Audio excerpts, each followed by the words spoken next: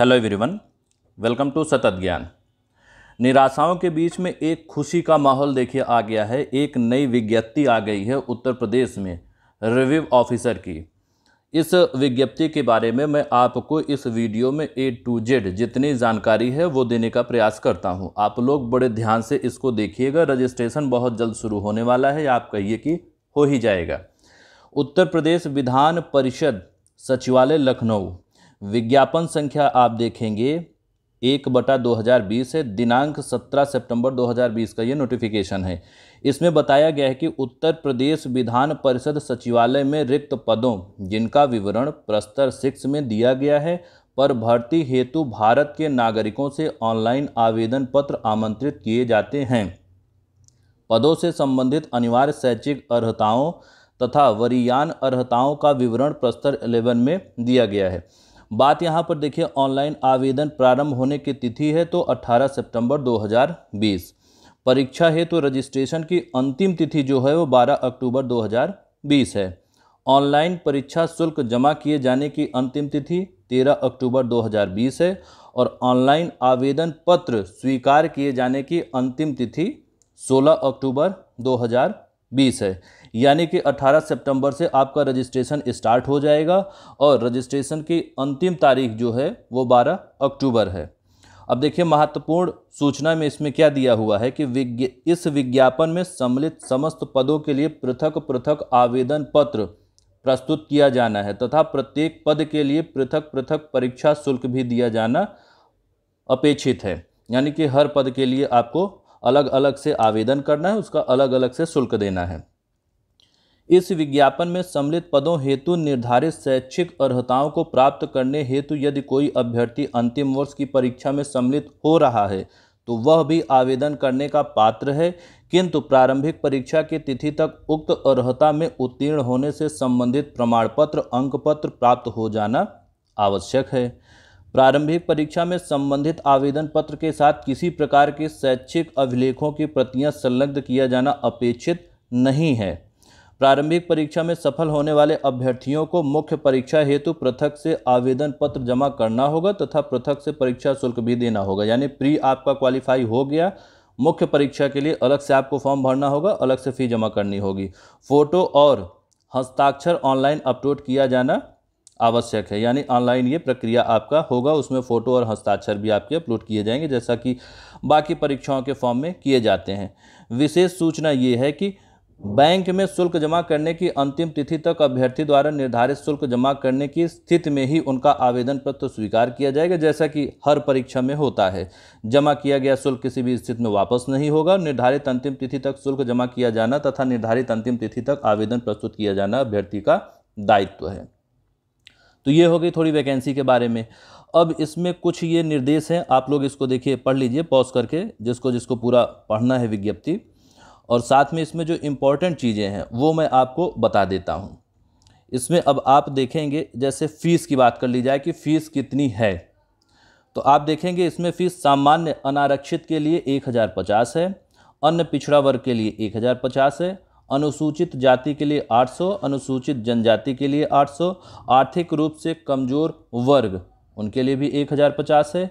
दिव्यांगजन के लिए परीक्षा शुल्क नहीं है। स्वतंत्रता संग्राम सेनानी के आश्रित क्रमांक 1 से 5 तक उल्लिखित अपना मूल श्रेणी के अनुसार होगा। तो ये फीस है कि हाँ, फीस थोड़ी ज़्यादा ज़रूर है, लेकिन विज्ञापन आया हुआ है। अब इसमें देख लेते हैं कि पोस्ट कितनी है, रिक्त पदों की संख्या। रिक्त पदों की अगर संख्या की बात की जाए तो देखिए, समीक्षा अधिकारी टोटल अगर पोस्ट देखी जाए तो 19 है, जिसमें अनारक्षित 10 है, अन्य पिछड़ा वर्ग यानी ओबीसी के लिए 5 है, अनुसूचित जाति के लिए 3 है, अनुसूचित जनजाति के लिए नहीं है, आर्थिक रूप से कमजोर वर्ग के लिए 1 है। दूसरी पोस्ट है अपर निजी सचिव। देखिए, इसमें अपर निजी सचिव के लिए टोटल कितनी है, 23 है, जिसमें आप ओबीसी के लिए जनरल के लिए अनारक्षित 10 है, अन्य पिछड़ा वर्ग के लिए 6 है, एससी के लिए 5 है, एसटी के लिए नहीं है, ईडब्ल्यूएस के लिए 2 है। तीसरी पोस्ट है वृत्त लेखक, जिसमें कुल पोस्ट 9 है। फिर है समीक्षा अधिकारी लेखा, इसमें एक पोस्ट है, वो भी जनरल की है। शोध सहायक कुल पोस्ट 3 है। सुरक्षा सहायक पुरुष इसमें 5 पोस्ट है। सुरक्षा सहायक महिला, इसमें 1 पोस्ट है आपका। संपादक 1 पोस्ट।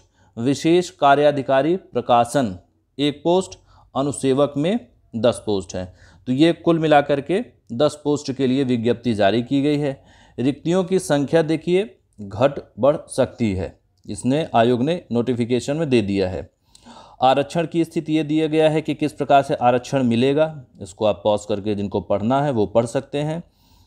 और इसके बारे में देखिए पद जो है क्या उसकी अर्हताएं होनी चाहिए, शैक्षिक अर्हता वो देख लेते हैं। जैसे विशेष कार्याधिकारी प्रकाशन, इसमें आप देखिए भारत में विधि द्वारा स्थापित किसी विश्वविद्यालय से साहित्य या किसी सामाजिक विषय में स्नातकोत्तर उपाधि, उच्च गुणवत्ता का प्रकाशित कार्य या पुस्तकालय में किसी उत्तरदायी पद पर कम से कम 5 वर्ष तक कार्य करने का अनुभव धारित करना आवश्यक है।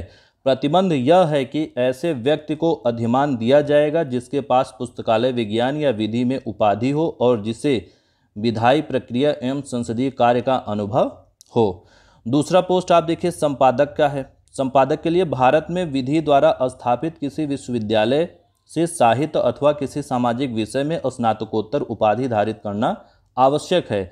संपादक अनुवाद, सारांश लेखन कार्य का कम से कम 5 वर्ष का अनुभव अथवा किसी विधानमंडल सचिवालय में उत्तरदायी पद पर 5 वर्ष की सेवा हो।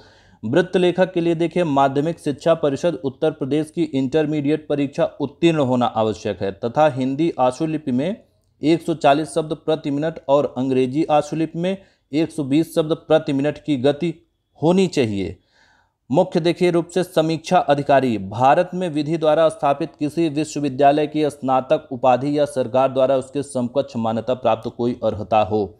मुख्य परीक्षा यही होती है कि आप जो देखते हैं समीक्षा अधिकारी मेनली देखा जाता है, लेकिन पोस्टें और भी इसमें बढ़िया है। समीक्षा अधिकारी के लिए ये रिक्वायरमेंट है कि कोई भी सिंपल ग्रेजुएट होगा वो तो डाल देगा फॉर्म। अपर निजी सचिव की बात की जाए तो भारत में विधि द्वारा स्थापित किसी विश्वविद्यालय की स्नातक उपाधि या उत्तर प्रदेश सरकार द्वारा उसके समकक्ष मान्यता प्राप्त अर्हता हिंदी आशुलेखन और हिंदी टंकण में क्रमशः न्यूनतम 80 शब्द प्रति मिनट और 25 शब्द प्रति मिनट होना आवश्यक है।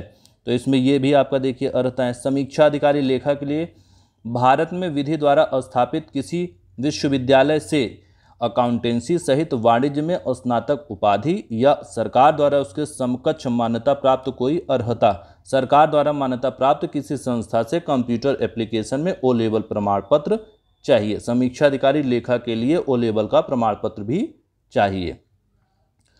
शोध सहायक के लिए देखिए भारत में विधि द्वारा स्थापित किसी विश्वविद्यालय से साहित्य अथवा किसी सामाजिक विषय में स्नातकोत्तर उपाधि धारक हो एवं किसी शोध पुस्तकालय अथवा विधानमंडल पुस्तकालय में उत्तरदायी पद पर कम से कम 3 वर्ष शोध कार्य अथवा सेवा का अनुभव हो। सुरक्षा सहायक पुरुष के लिए ये सारे इसके देखिए मेजरमेंट हैं, क्या क्या रिक्वायरमेंट होंगे वो दिया हुआ है। सुरक्षा सहायक महिला के लिए देखिए आप ये दिया हुआ है। अनुसेवक के लिए किसी मान्यता प्राप्त संस्था से कक्षा 5 परीक्षा उत्तीर्ण होना आवश्यक है। तो ये 10 पोस्ट थे। 10 पोस्ट के लिए अलग अलग क्या क्या अर्हताएं थी शैक्षणिक वो बता दिया। अब देखिए वेतन कितना है। इस विज्ञापन में सम्मिलित विभिन्न पदों का वेतन निम्नवत है। पहला आप देखिए विशेष कार्याधिकारी प्रकाशन, अगर इसमें देखा जाए तो पे मैट्रिक्स लेवल 12, इसमें वेतन आपको 78,800 से 2,09,200 तक है। संपादक में आप देखेंगे 56,100 से लेकर के 1,77,500। वृत्त लेखक आप देखिए 56,100 से लेके 1,77,500। समीक्षा अधिकारी का आप देखेंगे तो 47,600 से लेकर के 1,51,100। अपर निजी सचिव का इसी प्रकार समीक्षा अधिकारी लेखा का, शोध सहायक का, सुरक्षा सहायक का और सुरक्षा सहायक महिला का, इन सब का आप देखिए स्क्रीनशॉट भी जिसको लेना है ले सकता है। ये आपका जो है यहाँ पर दिया हुआ है। अधिमानी अर्हता ये आपका हो गया। शारीरिक स्वास्थ्यता ये आप तो बहुत सारी इसमें चीज़ें दी हुई हैं। उम्र की बात कर ली जाए कि आयु सीमा क्या होगी, तो इसमें इस विज्ञापन में सम्मिलित समस्त पदों के लिए आयु की गणना की निश्चित तिथि 1/7/2020 है। विभिन्न पदों हेतु निर्धारित न्यूनतम एवं अधिकतम आयु सीमा निम्नवत है। अब देखिए, विशेष कार्याधिकारी प्रकाशन की न्यूनतम उम्र 30 है, अधिकतम 40 है। तो आप देखेंगे अधिकतम उम्र सब में 40 है। जैसा पीसीएस के बारे में बताया जा रहा है कि उम्र कम की जा रही है, तो यहाँ ऐसा कुछ आरओ की परीक्षा में तो फिलहाल नहीं है कि यहाँ पर सब में आप देखेंगे अधिकतम आयु 40 ही है। न्यूनतम आयु जरूर सबकी अलग अलग है। जैसे विशेष कार्याधिकारी प्रकाशन के लिए न्यूनतम 30 साल होनी चाहिए, संपादक की आपकी 21 होनी चाहिए, वृत्त लेखक की 22, समीक्षा अधिकारी की 21, बाकी आप सभी देखेंगे तो 21 है। अनुसेवक की 18 हो सकती है, यानी 18 वर्ष मिनिमम होनी चाहिए। उसके ऊपर कोई भी अभ्यर्थी है तो वो फॉर्म फिल कर सकता है, सिलेक्शन लेकर के नौकरी कर सकता है। उसके बाद आप देखिए, अभ्यर्थी दिनांक 1/7/2020 को न्यूनतम आयु से कम अथवा अधिकतम आयु से अधिक का नहीं होना चाहिए। निम्न श्रेणी वर्ग के अभ्यर्थियों को उनके सम्मुख अंकित विवरण के अनुसार आयु सीमा में छूट दी जाएगी। अब किसको कितनी छूट दी जाएगी? देखिए, उत्तर प्रदेश के अनुसूचित जाति, उत्तर प्रदेश के अनुसूचित जनजाति, उत्तर प्रदेश के अन्य पिछड़ा वर्गों के अभ्यर्थियों को 5 साल, उत्तर प्रदेश के वर्गीकृत खेलों के कुशल खिलाड़ी अभ्यर्थियों को 5 साल, उत्तर प्रदेश राज्य के कर्मियों हेतु जो राज्य के कर्मचारी हैं उनको 5 वर्ष, उत्तर प्रदेश बेसिक शिक्षा परिषदीय शिक्षक शिक्षणेतर कर्मचारियों हेतु 5 वर्ष, उत्तर प्रदेश के अनुदानित माध्यमिक विद्यालयों में कार्यरत शिक्षकों कर्मचारियों हेतु 5 वर्ष, उत्तर प्रदेश के समाज के दिव्यांग के लिए 15 वर्ष। तो ये आपका इसमें कंसेशन मिल रहा है। अभ्यर्थियों हेतु देखिए, इसमें भी आपका कुछ दिया हुआ है। परीक्षा से संबंधित महत्वपूर्ण सूचनाएं आपकी ये दी हुई हैं, तो आप इसको यहाँ पर देख सकते हैं। तो ये थी जानकारी जो आपका एक वैकेंसी अब आ चुकी है। अब कह सकते हैं कि तैयारी शुरू कर देना है आपको। फॉर्म जो है 18 सितंबर से शुरू हो जाएगा भरना, और तैयारी करना चाहिए। एक अच्छी वैकेंसी, रिव्यू ऑफिसर, बहुत ही अच्छी वैकेंसी है ये। तो आप लोग तैयारी करिए। ये एक सूचना थी जो आप तक पहुंचा दी गई है। अब इस सूचना को और भी अपने साथी सहपाठियों तक इसको शेयर करिए। Thanks for watching.